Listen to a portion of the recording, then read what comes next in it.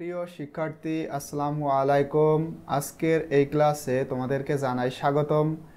আজকের এই ক্লাসে আমি তোমাদের বাংলা বইয়ের পেজ 18 এবং 19 নিয়ে আলোচনা করব।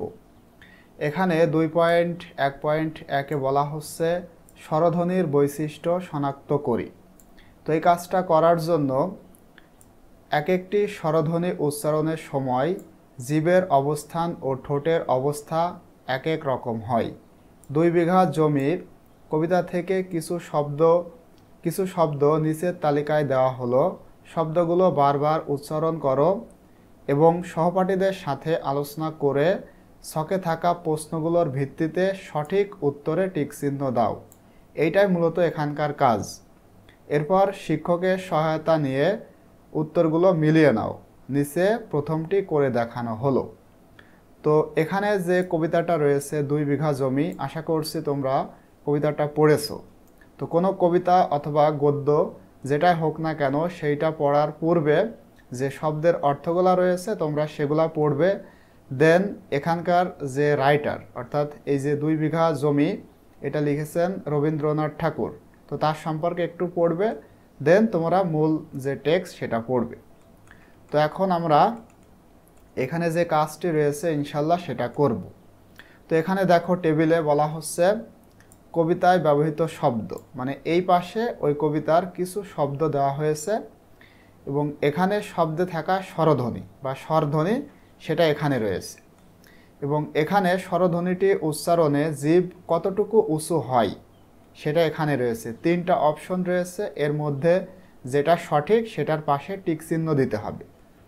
এরপরে স্বরধ্বনিটি উচ্চারণের সময় জিভ সামনে নাকি পেছনে উঁচু হয় সেটা তোমাদেরকে টিক চিহ্ন দিতে হবে। স্বরধ্বনিটি উচ্চারণের সময় ঠোঁট গোল হয় নাকি প্রসারিত হয়। এবং ফাইনালি এখানে রয়েছে স্বরধ্বনিটি উচ্চারণের সময় ঠোঁট কতটুকু খোলে, অল্প খোলে নাকি বেশি খোলে। তো এই জিনিসটা ইনশাল্লাহ আমরা দেখব। তো এই ভিডিও শুরু করার পূর্বে আমরা যদি এই ধ্বনি সম্পর্কে একটু জেনে আসি তাহলে এইটা বুঝতে তোমাদের সুবিধা হবে। আচ্ছা, এখানে দেখো আমি সেটা অলরেডি লিখেছি। ধ্বনি, আসলে ধ্বনি কি? আমরা যেটা মানে আমাদের মনের ভাব প্রকাশ করার জন্য যে শব্দ বা শব্দসমূহ ব্যবহার করি সেটাই হচ্ছে ধ্বনি। তো ধ্বনির একটা সংজ্ঞা এখানে দেওয়া হয়েছে। ধ্বনি কাকে বলে? বাকযন্ত্রের দ্বারা সৃষ্ট হওয়া শব্দকে ধ্বনি বলে। তো বাকযন্ত্র কি? অ্যাকচুয়ালি বাকযন্ত্র মানে বাঘ মারা যন্ত্র বিষয়টা এমন নয়। এই যে এখানে দেখো ফুসফুস থেকে শুরু করে আমাদের একেবারে মুখ, নাক, ঠোঁট পর্যন্ত মানে কথা আসতে বা শব্দ আসতে যে সমস্ত যন্ত্রের ব্যবহার হয়ে থাকে সেগুলাকে বলা হয় বাকযন্ত্র। তো এই ধ্বনি এবং এই ধ্বনির কিছু রূপ রয়েছে, ঠিক আছে? দেখো লিখিত রূপ, ধ্বনির 2টা রূপ রয়েছে। প্রথমে লিখিত রূপ, সেটা হলো বর্ণ।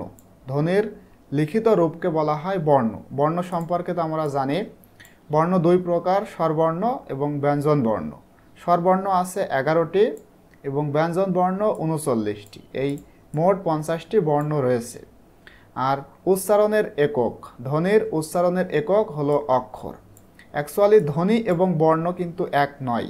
আবার ধ্বনির উচ্চারণের একক কি? অক্ষর। তোমাদের মনে হতে পারে যে বর্ণ এবং অক্ষর এক, কিন্তু অ্যাকচুয়ালি বর্ণ অক্ষর এক নয়। বর্ণ হলো লিখিত রূপ আর অক্ষর হলো উচ্চারণ। একবারে যতটুকু আমরা উচ্চারণ করতে পারি সেটা হলো অক্ষর। ইংলিশে এটাকে বলা হয়, অক্ষরকে বলা হয় সিলেবল আর বর্ণকে বলা হয় অ্যালফাবেট। তো সিলেবলটা কি আশা করছি তোমরা জানো। এখানে আমি উদাহরণ লিখেছি, যেমন মা।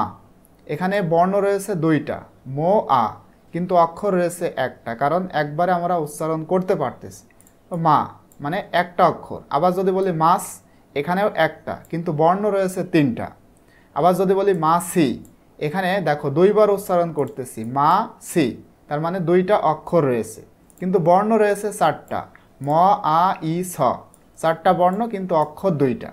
আবার যদি বলি রাত, রাত মানে একবারে বলতেছি, তার মানে অক্ষর রয়েছে একটা কিন্তু রাতের মধ্যে বর্ণ রয়েছে 3টা।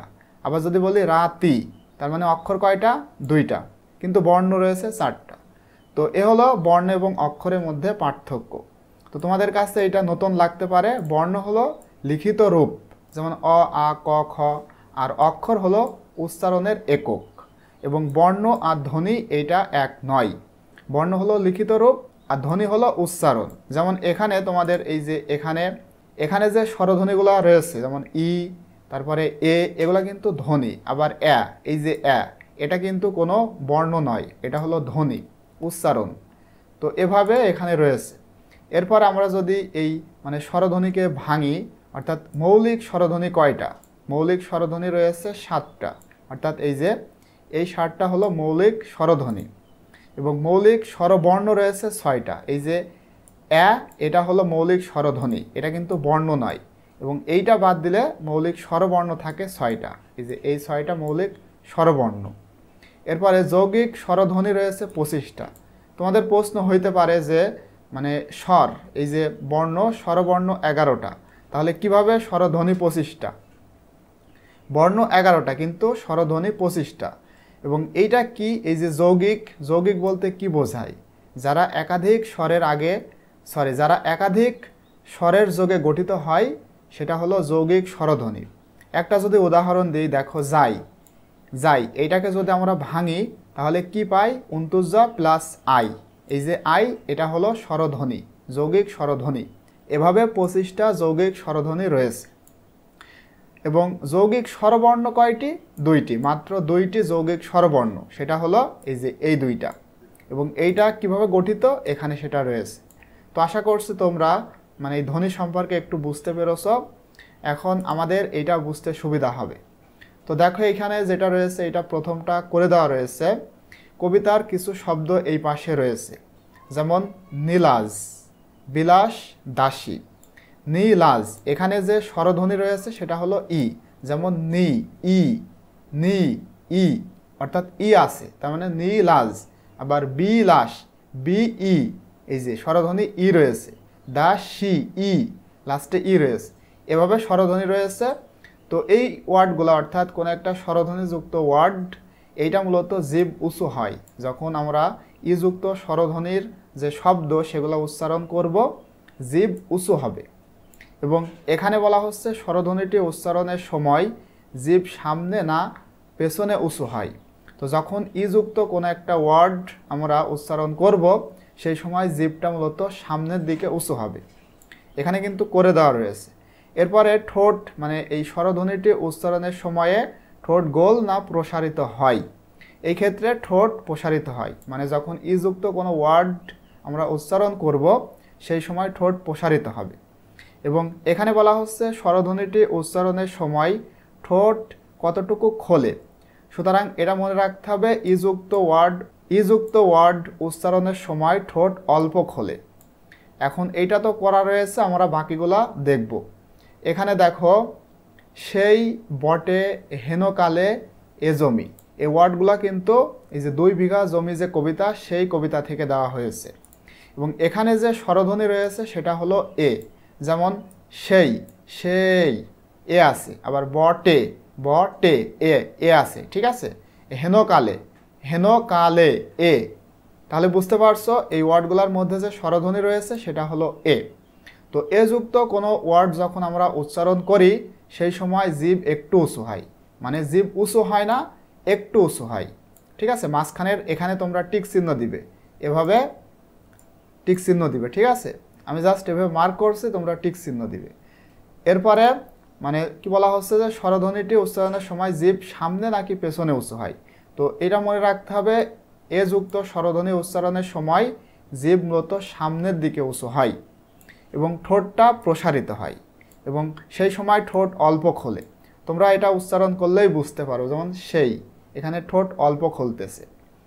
এরপরে দেখো একদিন, এটা কিন্তু একদিন না, উচ্চারণ এক, এটা সঠিক না, একদিন, একদিন। এই যে এখানে এ রয়েছে, একটা ধ্বনি, এটা বর্ণ নয়, একটা ধ্বনি। তো একদিন, একে একে গেছে। তো এই ওয়ার্ডগুলোতে যে স্বরধ্বনি রয়েছে সেটা হলো অ্যা এবং এই সময় জিভ একটু উঁচু হয় এবং এইটা সামনের দিকে উঁচু হয় এবং এই সময় ঠোঁট প্রসারিত হয় এবং ঠোঁটটা বেশি খোলে। যেমন একদিন, মানে গালটা একটু বেশি ফাঁকা হচ্ছে, ঠিক আছে। তো তোমরা কিন্তু এই পাশে টিক চিহ্ন দিবে। এরপরে দেখো আমি, আনসান, আসল, এখানে যে স্বরধ্বনি রয়েছে সেটা হলো আ। তো আযুক্ত স্বরধ্বনি উচ্চারণের সময় জিভটা নিচু থাকে, যেমন আমি, মানে জিভটা একটু নিচের দিকে যাবে, আমি, এবং এইটা মাঝখানের দিকে থাকে, মানে সামনেও যায় না পেছনেও যায় না, এটা মাঝে থাকে এবং ঠোঁটটা প্রসারিত হয় এবং ঠোঁট বেশি খোলে। এরপরে দেখো অন্ত, অবারিত, সজল, এখানে কি রয়েছে অস্বরধ্বনি, মানে কিছু নাই, তার মানে অ রয়েছে। তো যখন আমরা অযুক্ত কোনো ওয়ার্ড উচ্চারণ করব সেই সময় জিভ নিচু থাকে, যেমন অন্ত, জিভ নিচু আছে এবং এটা মাঝখানের দিকে থাকে এবং ঠোঁট প্রসারিত হয় এবং ঠোঁটটা বেশি খোলে। ঠিক আছে, এরপরে দেখো ওটা, চোর, মোর, তাহলে এখানে কি রয়েছে ও। ওযুক্ত ওয়ার্ড যখন আমরা উচ্চারণ করব জিভটা একটু উঁচু হবে এবং এইটা পেছনের দিকে গিয়ে উঁচু হবে এবং ঠোঁটটা গোল থাকবে এবং ঠোঁট অল্প খোলে। ফাইনালি দেখো ফুল, দুপুর, বাবু, আচ্ছা এখানে রয়েছে হস্য।